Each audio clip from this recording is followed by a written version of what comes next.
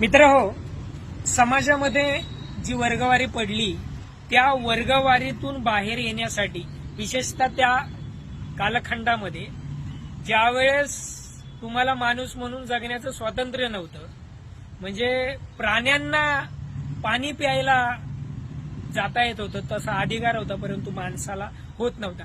तर समाजाची जी दशा होती त्या दशातून बाहेर निघण्यासाठी डॉक्टर बाबासाहेब आंबेडकरांनी जो आपल्याला मूलमंत्र दिला, खरं तर तो जागतिक पातळीवर आत्मसात केला गेलाय असं आपल्याला चित्र पाहायला मिळतं.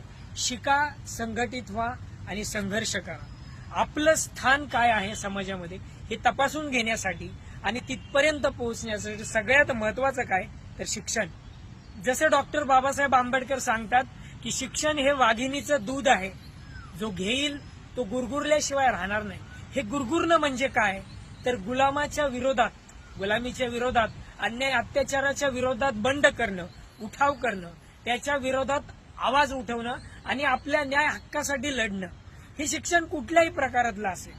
केवळ पुस्तकी शिक्षण म्हणजे शिक्षण नव्हे. बाबासाहेब आंबेडकरांनी शिक्षणाला घेऊन जो व्यापक अर्थ सांगितला तो आपण लक्षात घेतला पाहिजे. म्हणून शिक्षण महत्वाचं आहे. शिका.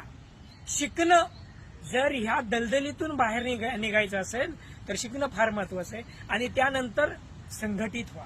शिकल्यानंतर संघटित होणं फार महत्वाचं आहे. एकत्र आल्यानंतर एकीचे बळ आपण जे म्हणतो, एकत्र आल्यानंतर त्याची जी ताकद आपल्याला पाहायला मिळणार आहे ती काही औरच असणार आहे. आणि आपलं स्थान तपासण्यासाठी सगळ्यांनी एकत्र आलं पाहिजे, ही सगळ्यात महत्वाची गोष्ट आहे. दुर्दैवाने आपण पाहतोय की खूप सारे वेगवेगळे गट पडलेले आहेत. म्हणजे कुठलीही संघटना असो त्याला दोन मार्ग मिळतात, त्याचे दोन नेते तयार होतात. ही लागलेली कीडच आहे. परंतु संघटन महत्वाचं आहे. संघटित व्हा. संघटन झाल्यानंतर नेमकी आपली ताकद काय आहे याच्यावर शिक्कामोर्तब होतं आणि मग संघर्ष करा. संघटित झाल्यानंतरही जर आपल्याला आपल्या न्याय हक्काच्या लढाईच्या विरोधात अपयश येत असेल तर संघर्ष केल्याशिवाय पर्याय नाही. हे संघर्ष करण्याची जी वेळ आहे ती आत्ताचीच नव्हे तर आधीपासून डॉक्टर बाबासाहेब आंबेडकरांना सुद्धा प्रचंड संघर्ष करावा लागला. सगळ्या महामानवांना संघर्ष करावा लागला. म्हणून शिका, संघटित व्हा आणि संघर्ष करा. ह्या तिन्ही गोष्टी करणं फार गरजेचं आहे.